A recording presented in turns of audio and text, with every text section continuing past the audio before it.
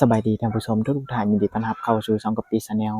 มื้อนี้เรากำลังสิเดินทางไปเมืองนองพี่น้องไปงานดองของน้องดาก็พอดีทางผ่านมาแต่ว่าทางเขตนี้น่ะยากนะพี่น้องเห็นครอบครัวหนึงก็น่าสนใจอยู่เดี๋ยวสิไปถามเบิ่งเพิ่นนํกันพี่น้องเขตนี้กัปปี้ยังบ่เคยมาจักเทื่อเดี๋ยวเราก็ต้องฟ้าวนิดนึงเพราะว่าตอนนี้มัน6 โมงแล้วจังได๋เราไปพุ่นมันสิค่ำนี่สบายดีเด้อเด้อสบายดีอยู่นำไผนี่น่ะอยู่น้ำพัวอยู่นำผัวมาขออนุญาตติดไมค์แน่ไมค์ก็ข้างเดียวติดเป็นบ่เป็ดอยู่นี่บีบอืมอยู่น้ำผัวลูกไปใช้แหละนี่ลูกนี่ก็แม่นผู้หญิงผู้หนึงผู้ชายชอบคลิปนี้สิได้ยินเสียงหรือบ่ก่อนขออนุญาตเด้อเดี๋ยวจะยับเข้าไปในเฮือนก็ได้อ้าวเฮ็ดผัวไปใช้แล้วพุ่นไปลิดผัวไปเล่นไปละมื้อนี้บ่ได้ไปใช้บ่ ไปไปทำงานเฮ็ดมันขุดมันไปขุดมันตัวเองบ่หรือว่ามันเข้ารับจ้างบ่แม่นเดือนเท่าใดมื้อเท่าใดไปมือ80มื้อ80ผัวก็เฮ็ดนำกันบ่ผัวก็เฮ็ดนำกันเฮ็ดให้เฮ็ดหยังได้บ่ได้เฮ็ดบ่เอ้ยเฮ็ดให้ได้แต่ชามกระสอบคือว่าได้น้อยแท้ข้าวบ่งาม ข้าวบ่งามผู้ใดเข้าจะ3กระสอบมันจะไปกุ้มกินเนาะบ่กุมทำงานเอาแหละไปทำงานเวียดไปทำงานไผเฮ็ดเวียกนำเข้าเลยเฮ็ดให้เบิดปีได้3กระสอบนึงถ้าเป็นบ่นั้นเฮาไปหาเฮ็ดเวียกเลยสิบ่ดีกันบ่เอาเงินมาซื้อข้าวเอาสีออกมาได้แต่จักสอบได้สอบเดียวนึงแม่นบ่อันนี้เฮาซื้ออยู่กูไม่มีซื้อมาอีกซื้อมาอีกสอบหนึ่ง300,000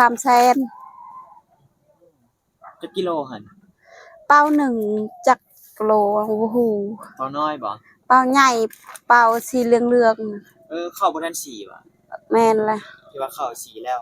บ่เฮาซื้อเฮาตำสีนำเขาจะซื้ออีหยังเอ้ยฮะจะซื้อไว้แนวใดชื่อเฮานางมื่นผัวได้ซะอะเลฟก็ว่าชื่อแปลกแท้แต่ว่ามื้อนี้บ่ได้ไปเนาะให้เนาะบ่เขตนี่ก็อยู่นำแคมป์ทางเลยเนาะสิตอนนี้ก็ยังมีเวียกแม่นบ่รับจ้างกันหยังก็ยังมีก็จะก็จ้างเนาะมันถึกๆนึงเดี๋ยวนี้มันก็ลงเฮ็ดกับเฮาเฮ็ดชวนเฮา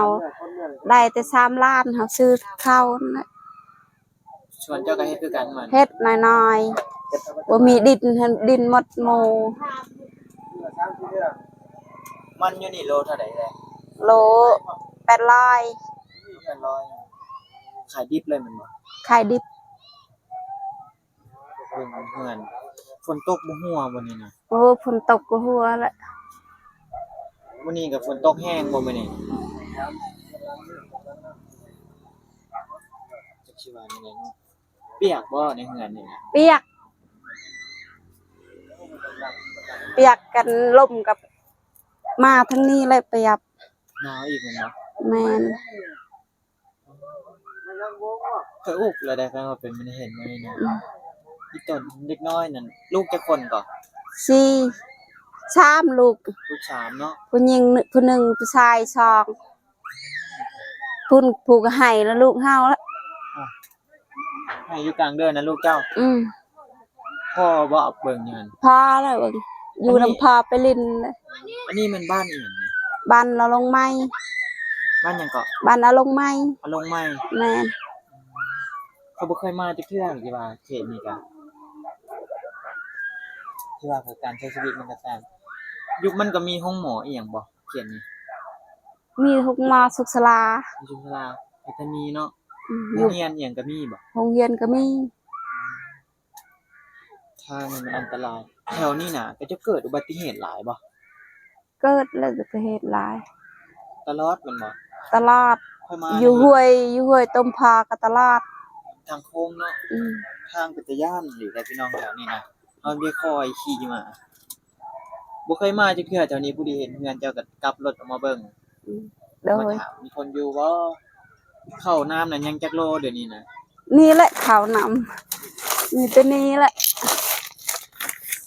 ยังบ่ทันได้ไปสีบ่แม่นติเขาปลูกน่ะ เขาปลูกและซื้อเขาให้และเขาขายอยู่บ้านปุไมพุ่น เขาให้แม่ยืนน่ะกินได้แต่ละสิกินข้าวกับหยังนี่ บ่มีอาหารกิน มีอาหาร มีอาหารกิน เฮ็ดได้บัดนี้ อดเอาแล้วกินแต่ข้าวเลย เขาต้องมีข้าวแม่นบ่ มีข้าวกิน ค่อยๆหาเบิ่งมีหาเบิ่งหยังมาให้สิหยังอยู่บ่อยู่รถเฮากินบ่มีปลากระป๋องก็กินบ่ ก็กินมีหยังก็กิน ลูกจักปีแล้วลูกน่ะ ตัวนี้เกิดปี2026ปี2016ตัวนี้ตัวนั้นเป็นปี2028ปี2018 2018แล้ว18บ่ทันฮอด18อันนี้16ปี2016ตัวอายมัน18ปี2018ตัวน้อง ผู้อ้ายแหละเอ้ยเอ้ย นั่นนะ ผู้อ้ายแล้วว่าตัวอ้าย ตัวผู้อาย ตัวน้อง เว้ย ตัวน้องผู้หญิงปี2021เขาเกิดเดือน10วันที่13จะจื้อแต่แบบนี้เอาแม่นบ่แต่ว่าบ่ฮู้ว่าจักปีนี่บ่ฮู้ โอ้โหจื้อปีเขาเกิดแล้วเขาจื้อ วันที่หยังก็จื้อบ่ จื้อ ส่วนหลายก็จะจื้อแบบนี้ ลูกตัวนายผู้หญิงเกิดวันที่13เดือน10ปี2021เขาเกิด เจอแต่นั้นแหละเดือนกันค่อยนับจื้อ จะจักปีแล้วเดี๋ยวนี้ โอ้เฮาบ่ฮู้ฮอดแล้ว30ชาวปลายพุ่น 30 31มั่งนี่แหละ30ปลายนิดนึงจะยังอยากได้ลูกอีกบ่เนี่ย อยากได้แต่กินข้าวบ่พอ เลี้ยงลูกบ่กุ้มมันบ่ แม่น คือว่าอยากได้อยู่กับหลายคนแหละ อยากได้บ่มีผู้หญิงหยัง1คนกันบ่มีข้าวกับพ่อและสามีพ่อเลี้ยงและ3คน คิดว่าอยากได้จักคน อยากได้4อยากได้4เขาจะเป็นผู้หญิงมันบ่ แม่น เอาคันว่าได้มาบ่เป็นผู้หญิงสิเฮ็ดแนวใดเอาอีกบ่ บาแหละ4คนก็พอดีแหละ 4คนก็บ่ดีสำหรับข่อยนะโอ้2คนก็หลายแล้วได้คันว่าเฮายังเอาตัวเองยังบ่รอด อันนี้ก็คิดจักเอาจักบ่เอาแหละอึดข้าวอึดเงิน เจ้าก็อันนั้นอยู่บ่สอนเด็กน้อยอีหยังก็เจ้าอยู่บ่สอนบ่เด็กน้อยนี่ก็ ช้อนเขา ส่วนหลายค่อยเห็นนะอยู่เขตที่ค่อยไปนั่นก็เจ้าบ่ค่อยเบิ่งพ่อเบิ่งแม่ปานใดบ่ค่อยฮู้ความเด็กน้อยน่ะพยายามสอนบัดไปหาอยู่หากินหยังก็ไปนำบ่ บ่ไปตัวนี้ตัวหนึงไปกันให้ไป พยายามสอนเรื่อยๆแบบนี้นะเพราะว่าได้ลูกหลายมันก็บ่มีความหมายหยังเลยคันว่าบ่ฮู้ความนะ แม่น คนในบ้านนี่ก็เป็นบ่แบบกินเหล้ากินยาแล้วตีพ่อตีแม่นี่มีบ่ จักแหละมีแหละบ่ได้อึดแหละตัวนั้น ฉลาดแบบนั้นแหละเนาะ นั่นแหละคนเราถึก ตอนยังน้อยนี่มาสอนก็อยากให้ใครแน่พยายามสอนตลอด ลูกเฮาเทื่อหนึงเฮ็ดกันเฮาให้เฮ็ดเขาช่วยเวียกงาน กันยามบ่มีข้าวกินละไม้ก็เขาหากินแต่ละไม้เลย เอาก็เจ้าไปตลอด คือเด็กน้อยแบบนี้นะบัดไปเฮ็ดเวียกเฮ็ดงานก็เอาเขาไปนำให้เขาลึงเฮ็ดนั่นน่ะ แม่น โอ้บางคนบ่ฮู้ความก็บ่ฮู้ความไปเลยได้เด็กน้อยนั่น บ่ฮู้ความ มันก็ขึ้นนำพ่อนำแม่สอนอันนี้น่ะ กันสอนตลอดเขาย่านเขาเฮ็ดกันบ่ได้เว้านำเขาเขาบ่ได้เฮ็ด มันได้ให้นำบ่ อืม ได้เข้าโรงเรียนอยู่บ่ลูกเจ้า เข้าโรงเรียน เข้าเบิดบ่ ผู้หนึงยังน้อยยังบ่ได้เข้า ยังคนนึงยังบ่ได้เข้า เขายังบ่ได้เว้าก็บ่ฮู้ อ่านได้เขียนเป็นอยู่บ่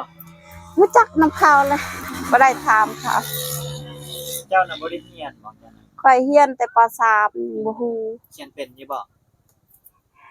บ่เป็น เขียนอ่านน่ะบ่ได้เลยคันว่าเฮาอันนั้นก็ยังใครแนวหนึงคันว่าเฮาเป็นหนังสือไปเฮ็ดเวียกอยู่ไสก็ได้คันเป็นหนังสือเนาะ แม่น แต่เรายังได้เรียนแต่ว่าเรียนก็คือว่าแหละสมัยก่อนเนาะ แม่น ลมลมพัดนี่เข้าตึงๆเลยแม่นบ่เฮือนนี่ แม่นแล้วตึงๆเลย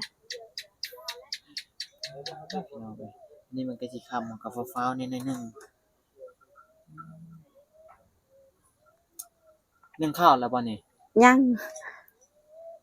ยังไม่นึ่งอยู่ คือว่า1ซะจักโมงสิ1ข้าว บ่ได้นึ่งเลยนึ่งมื้ออื่นอีกอดเอาเลยมื้อนี้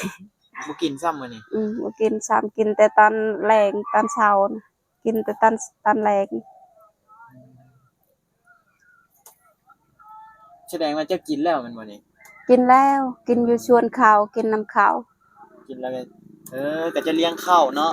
ไปรับจ้างไปก้นมันแม่นบ่ แม่นไปขุดมัน ใครแต่ก็จะยังจ้างเขาเลี้ยงข้าวแน่เนาะ ข้าว อยู่บ้านอันนี้น่ะเฮือนหลายบ่ หลายเฮือนพุ่น แม่นบ้านเดียวกันเบิดบ่หยัง บ้านเดียวหมด แต่เป็นยังแต่กันทางแต่ว่าอีกอย่างหนึงคือย่านเด็กน้อยเพราะว่ารถใหญ่แล่นไหวย านแหละเขาอย่างไปจะพุ่นก็ให้แล้วใครมาให้ไป น้อยก็จะออกนอกทางนั่นแหละออกระยานอุบัติเหตุตลอดเลยพี่น้อง ตลอดทางรถใหญ่ขึ้น รถบรรทุกก็หลายเนาะ แม่ จะแก้เครื่องแก้ของบ่มีอันกินก็อดเฮ็ดได้เนาะหาเงินได้สุดหลายเอาไปซื้อหยังซื้อแต่ข้าวบ่ ชื่อแต่ข้าวแหละอาหารกันบ่ได้เฮ็ดเวียกไปหามักไปหาละไม้ไปหาผักต้มกิน น้องไม้ก็มีบ่เท่านี้ มีหน่อยเดียวมันบ่ได้ฝนตกกันฝนตกก็หลายหาอยู่ห้วย คืออันนั้นเจ้าก็ไปก้านอึ่งกันหยังอยู่บ่มีบ่ บ่มีบ้านอันนี้หมด บ่มีหรือว่าคนหาหลายบ่ คนหาหลายอึดเขียดก็อึดมีหน่อยเดียว มีแต่ว่ามันก็กุมเนาะ บ่กุมกิน แต่ว่ายามหน่อไม้ก็ยังคล้ายๆนี่หาหน่อไม้ไปขายนำคือไปขายนี่เอ้ยเอาไปขายอยู่ไสหน่อไม้เนาะตอกนี่ บ่ได้ไปขายอยู่ไสใดมีแต่กิน มีแต่กินมันบ่มีบ่อนขายบ่ มีขายอยู่เมืองเขาซื้อมาบ่ได้ไปขายเฮ้ยเวียกหา อะไรกันหาได้ก็มีแต่เอามากินเนาะ แม่นเลยมีแต่เลี้ยงลูกแล้วบ่ได้ไปขายแล้วได้มีแต่กิน ไปกิน ใกล้กับเมืองขี้คร้านยางบ่มีรถขี่ ย่างไกลเนาะ ไกลอยู่เมืองนองขายมีแต่เมืองนองแหละได้ละไม้ได้ผักไปขายอยู่เมืองนองก็ได้รถก็ไขไปขายอันนี้ย่าง ก็สิว่าก็มันก็กระเทินเนาะสิขึ้นเมืองนองก็ไกลสิลงไปบ้านดงก็ไกลอีก ไกลหมด ไปทางใดก็ไกลมันอยู่ระหว่างกลางภูนั่นแหละ แม่น แต่ว่ายามหนาวนี่หนาวบ่อยู่นี่ หนาว มันอยู่เทิงหัวภูสิบ่ให้ว่าแน่เนาะผ้าห่มอีหยังก็ครบคนอยู่บ่ ผมน้อย แต่ว่าเบิ่งเฮือนเราพี่น้องลมเข้านี่ก็แห้งอีกเอาเอ้ยค่อยฟ้าวนิดนึงเดี๋ยวจะถ่ายนี่เดี๋ยวค่อยหาเบิ่งหาเบิ่งอีหยังมาให้พี่น้องตอนแรกเนี่ยเฮากายแล้วได้บ้านอันนี้นะกลับขึ้นมาอีกพอเห็นเฮือนแล้วก็อีกหลังหนึงนี่พี่น้องบ่ใจกำลังถ่ายอยู่ก็น่าสนใจอยู่เดี๋ยวไปถามเบิ่งกันว่ามันบ่ค่ำได้พี่น้องอันนี้เฮาต้องได้ฟ้าวนิดนึงเดี๋ยวเอาเครื่องให้เราไปนึงแล้วเฮาก็สิออกไปแล้วเพราะว่าเฮาเกียมขึ้นไปงานดองเด้แต่ว่าฮอดหั่นกันมันก็น่าจะค่ำแล้วเฮายังบ่ได้หาบ่นอนบ่หยังเลยเดี๋ยวถ้าติดตามเบิ่งเด้อพี่น้องเดี๋ยวก็พี่หาตักข้าวหาเบิ่งหมี่ให้เราก่อนสิยังหรือบ่เดี๋ยวพี่สิหาตักข้าวให้เราแล้วก็แบ่งหมี่ให้เราปลากระป๋องเฮาเบิดแล้วพี่น้องยังจะมีงานอันนี้ก็น่าสนใจอยู่ได้พี่น้องผู้เพจพังมาแล้วแต่บ่ฮู้ว่าเพิ่นอยู่หรือบ่น่าจะอยู่เดี๋ยวเอาเข้าไปให้เพิ่นก่อนเดี๋ยวสิกลับมาทักเบิ่งเฮือนเราว่าโอเคเบิดแล้วแต่ว่าบ้านนี่ก็การใช้ชีวิตมันก็ต่างกันเด้พี่น้องเขาเจ้าก็คือว่าสะอาดหูสะอาดตากว่าเขตที่เฮาไปตลอดหลายอะนะพี่น้องเดี๋ยวไปให้เราเอาไว้เด้อเครื่องเอามาฝาก ขอบใจ พอให้ลูกกินครับส่งครับอันนี้ค่อยกายมามีเครื่องติดรถเล็กๆน้อยๆเอาค่อยเดินทางกลับแล้วเด้ออยู่ดีมีแฮง อยู่ดีมีแรงสบายดี อยู่ดีมีแฮงสุขภาพแข็งแรงเลี้ยงลูกเลี้ยงเต้าพยายามสอนเด้อให้เขาฮู้ความเบิ่งพ่อเบิ่งแม่ ใจ คำว่าผู้ชายนี่ใหญ่มากก็เอาเมียแล้วก็แล้วแมันบ่ แล้วปะเลยมีลูกอากิพ่อแม่ได้มี พ่อใหญ่ป้าคือคนบ่รู้จักนี่แหละกลับมาก็บ่ได้กันไปสู่น่ะ เขาได้เมียนปะเลยพ่อแม่ อ๋อเอาเดี๋ยวมื้อหน้าถ้ามีโอกาสขึ้นมาเขตนี่แหละสิมาหาใหม่เด้อ ขอบใจ อยู่ดีมีแฮงสบายดี สบายดีมีแรงเด้อ โอเคพี่น้องคลิปนี้ก็อยากฟ้าวๆเนี่ยแล้วก็ บ่ได้ถามหยังแล้วหลายพี่น้องเราต้องเที่ยวเดินทางต่อเพราะอันนี้หาก็ฮอดครึ่งทางหนึงเด้พี่น้องยังไกลเติบหม้อง7:00 8:00พู้นแหละเราจังสิฮอดพุ่นน่ะอันนี้หาก็ประมาณ6:00 6:00ปลายกำลังสิค่ำขอให้ทุกท่านอยู่ดีมีแรงสุขภาพแข็งแรงผิดพลาดประการใดก็ปีก็ต้องขอโทษขออภัยไว้ณที่นี้ถูกใจก็ฝากไลค์ฝากแชร์ฝากติดตามให้ก็ปีเด้อพี่น้องเครื่องของที่เราเอามาแบ่งปันให้ผู้คนนี่ก็จากแม่เมฆพี่น้องต้องขอบคุณขอบใจทางแม่เมฆแล้วก็ทีมงาน แล้วก็ท่านผู้ชมทุกท่านที่เบิ่งจนจบคลิปเนาะสำหรับคลิปนี้ก็ปีสิขอตัวไปก่อนพี่น้องบ๊ายบาย